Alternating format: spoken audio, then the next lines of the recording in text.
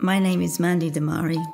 My daughter Emily, a British Israeli citizen, she was kidnapped from her apartment in Kibbutz Kfar Aza on the 7th of October by Hamas terrorists.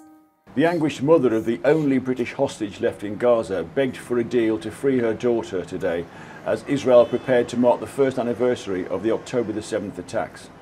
Emily Damari, who's 28, is the sole Briton still held by the terrorist savages who dragged 251 terrified captives to their stronghold a year ago. Her mum Mandy issued a moving public appeal for the first time as distraught families prepared to attend vigils in kibbutz communities across southern Israel. She was shot and taken in her own car by force into the Gaza Strip. I would like to feel that the British public were behind her and the British government were behind her, and they were saying there was a British hostage held captive in the terror tunnels by Hamas in Gaza. I want them to know that she's there and to advocate for her release unconditionally and immediately. The mum has kept her campaign to save Emily low-key, but poured out her emotion in her first public statement at a speech in London's Hyde Park. She spoke of the awful hole in her life left by the kidnap of a bubbly, happy daughter who regularly visited London and was an avid Spurs and Ed Sheeran fan. Mandy's among only around 50 hostages believed to be left alive in the terror tunnels of Gaza, where Hamas leader Yahya Sinwar is believed to be using them to shield himself from Israeli troops hunting him down. Emily's beloved golden cockapoo Chucha was shot dead in her arms during the attacks, which left her with a gunshot wound to her hand as she was taken from the Kfar Aza kibbutz on October the 7th. Mandy said hostages freed last November told her how Emily kept their spirits up by cracking jokes and singing to them during their awful ordeal.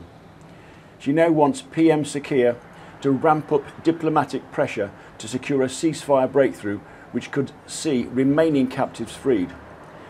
The father of freed hostage Emily Hand has also spoken to the son of his daughter's struggles a year on from the terrible day she was dragged to Gaza.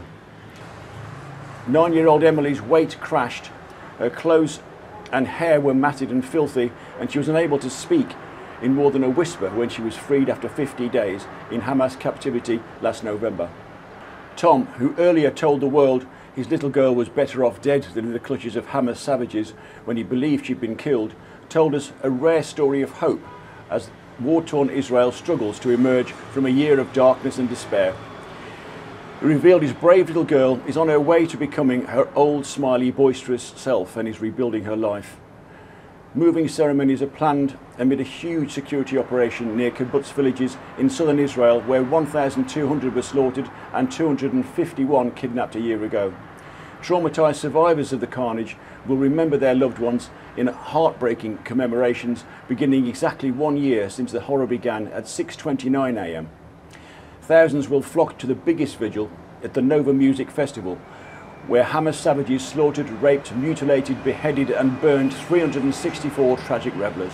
The same music track cut short by the attack last year will be played and then fall silent as sirens sound before a minute's silence to honour the dead. Fighting continued in Gaza yesterday as Israel Defence Forces said airstrikes on what they called terrorist command centres were said to have claimed 24 lives. Huge explosions also continued to rock Hezbollah terror strongholds in southern suburbs of the Lebanese capital Beirut as Israel prepared to avenge Iran's missile blitz. Nick Parker for The Sun in Tel Aviv.